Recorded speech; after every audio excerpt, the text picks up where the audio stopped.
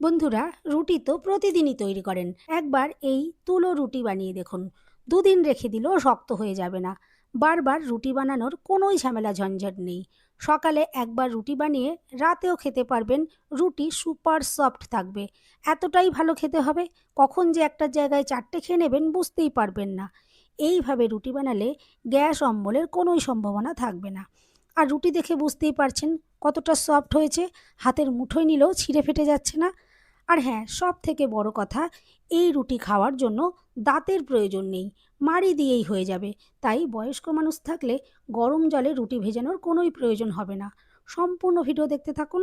Recipe ভালো লাগলে like, share, comment ও subscribe করে পাশে থাকবেন।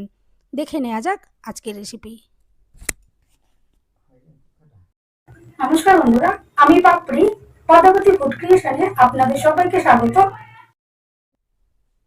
রুটি বানানোর জন্য প্রথমেই একটা জায়গা নিয়ে নিলাম। আর দেখুন, এখানে একটা বাটি মেপে আমি নিয়েছি 1 বাটি আটা। এটা প্যাকেটের আটা, আপনারা চাইলে লাল গমের আটা দিয়েও তৈরি করতে পারেন, আবার চাইলে ময়দা দিয়েও তৈরি করতে পারেন। এরপর দেখুন, এখানে আমি দিয়ে দিলাম স্বাদ মতো নুন। নুন দিয়ে দেখুন আমি আটার সাথে প্রথমে এভাবে একটু ভালো করে মিশিয়ে নেব।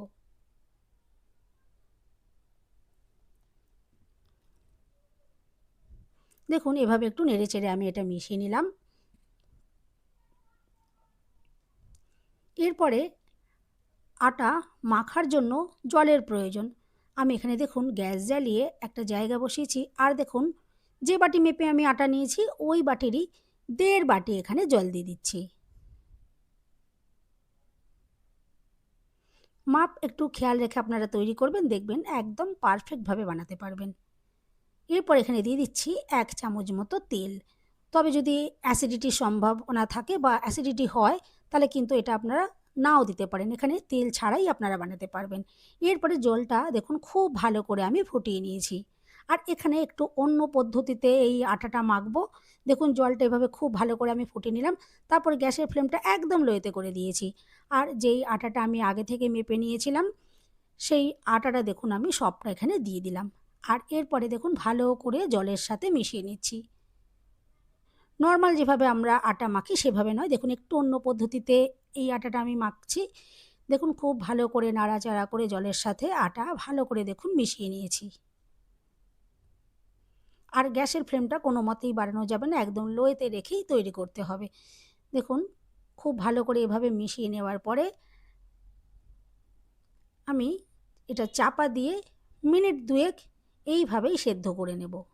দেখুন ওপর থেকে একটা চাপা দিয়ে দিচ্ছি। আর লো ফ্লেমেতেই এভাবেই আমি মিনিট 2 রেখে দিয়েছিলাম। এখন দেখুন ঢাকনাটা খুলে নিয়েছি। এরপরে নেড়ে চেড়ে এই ডোটাকে রেডি করে নিতে হবে। দেখুন এভাবে একটু নাড়াচাড়া করলেই সুন্দরভাবে এখান থেকে একটা ডো তৈরি হয়ে যাবে। বন্ধুরা, রেসিপি ভালো লাগলে একটা লাইক দিতে একদম ভুলবেন না। চ্যানেলটা সাবস্ক্রাইব করে পাশে থাকার অনুরোধ রইল। বেল বাটন ক্লিক করে রাখবেন, আমি যখনই নতুন ভিডিও আপলোড করব সঙ্গে সঙ্গে নোটিফিকেশন সবার আগে আপনি পেয়ে যাবেন। দেখুন ডোটা কত সুন্দরভাবে রেডি করে নিয়েছি। এখন আমি এটা দেখুন একটা জায়গার মধ্যে নামিয়ে নিচ্ছি। আর এই সময় প্রচণ্ড গরম, এই গরম অবস্থায় মাখা সম্ভব হবে না। সেই জন্য আমি দেখুন চাপা দিয়ে একটু এটা রেস্টে রেখে দিলাম। এতে আটাটাও সুন্দরভাবে সেট হয়ে যাবে আর একটু ঠান্ডাও হয়ে আসবে। তবে একদম সম্পূর্ণ ঠান্ডা করা যাবে না, একটু হালকা গরম অবস্থাতেই এটা মেখে নেব। দেখুন এখন এটা হালকা গরম গরম রয়েছে, এখনই মেখে নিচ্ছি। আর এখানে কিন্তু মাখার জন্য হাতে কোনো রকমের তেল দেবার প্রয়োজন হবে না। দেখুন এখানে নিয়েছি নর্মাল জল।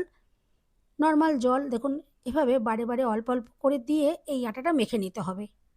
আর আটাটা এমন করে মেখে নিতে হবে এর মধ্যে যাতে কোনো রকমের দলা দলা ভাব না থাকে। দেখুন দেখে তো বুঝতেই পারছেন, বারে বারে আমি হাতে অল্প অল্প করে একটু জল নিচ্ছি আর এভাবে দেখুন মেখে নিচ্ছি। এতে কিন্তু মাখাটা ভীষণ সফট তৈরি হবে। এখন খুব ভালো করে এটা মেখে নিতে হবে। মাখাটা যত সুন্দর হবে রুটিগুলো দেখবেন ততটাই সুন্দরভাবে তৈরি করতে পারবেন।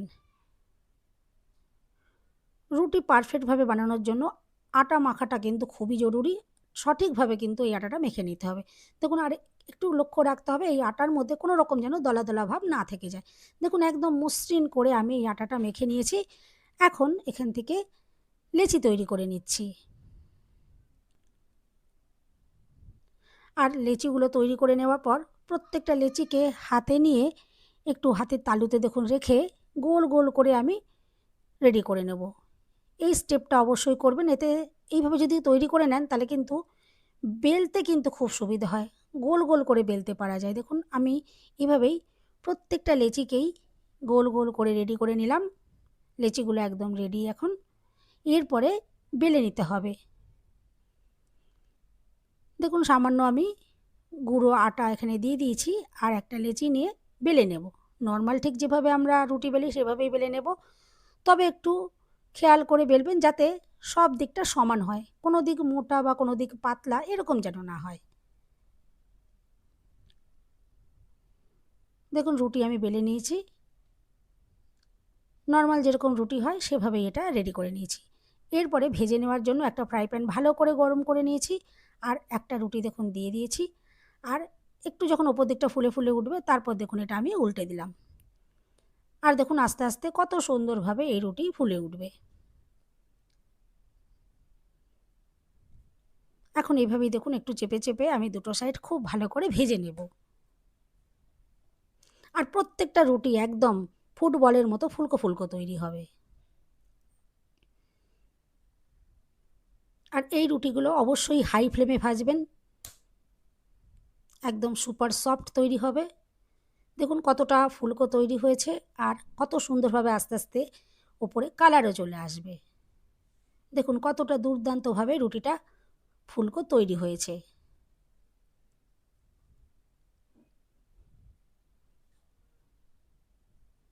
দেখুন এইভাবেই আমি রুটিগুলো রেডি করে নিয়ে তারপর আপনাদেরকে দেখাবো। আরেকটা রুটি একটু আপনাদেরকে দেখিয়ে দিই।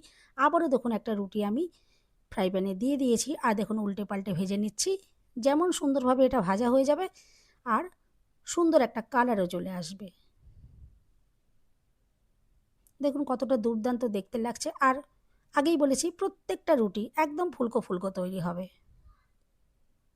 আর এই রুটিগুলো খেতে এতটাই টেস্টি হবে, শুধু শুধুই খেতে পারবেন, একদম সুপার সফট।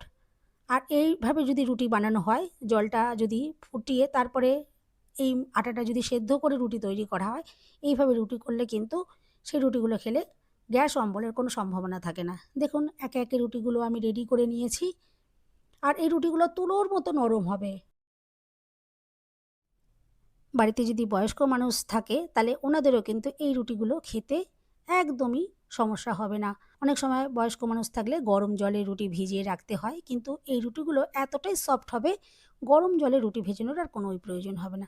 আর দেখুন যেমন খুশি ভাঁজ করে নেওয়া যাচ্ছে, দেখে তো বুঝতেই পারছেন কতটা সফট। দেখুন হাতের মুঠোর মধ্যে নিয়ে নিলেও কিন্তু এই রুটিগুলো ছিঁড়ে ফেটে যাচ্ছে না, এতটাই সফট। সকালে একবার রুটি তৈরি করে রাতেও কিন্তু সুন্দরভাবে খেতে পারবেন, রুটি কোনো মতেই শক্ত হবে না। দেখুন কতটা সফট। বন্ধুরা রেসিপি ভালো লাগলে একটা লাইক দিতে একদম ভুলবেন না, চ্যানেলটা সাবস্ক্রাইব করে পাশে থাকার অনুরোধ রইল। সবাই সুস্থ থাকবেন, ভালো থাকবেন, দেখা হবে নেক্সট ভিডিওতে। ভিডিওটা শেষ পর্যন্ত দেখার জন্য সবাইকে রইল অসংখ্য অসংখ্য ধন্যবাদ। এরপর দেখুন একটা রুটি একটু ছিঁড়ে আপনাদেরকে দেখিয়ে দিই। ছেঁড়াটা দেখে তো বুঝতেই পারছেন যে কতটা সফট, একদম তুলোর মতো। এভাবে অবশ্যই একবার ট্রাই করবেন। আশা করছি আজকের রেসিপি আপনাদের ভীষণ ভীষণ ভালো লাগলো। এই রুটিগুলো এতটাই হালকা ফুলকা, একটু বেশি পরিমাণে খেয়ে নিলেও কোনো মতেই পেট ভার হবে না।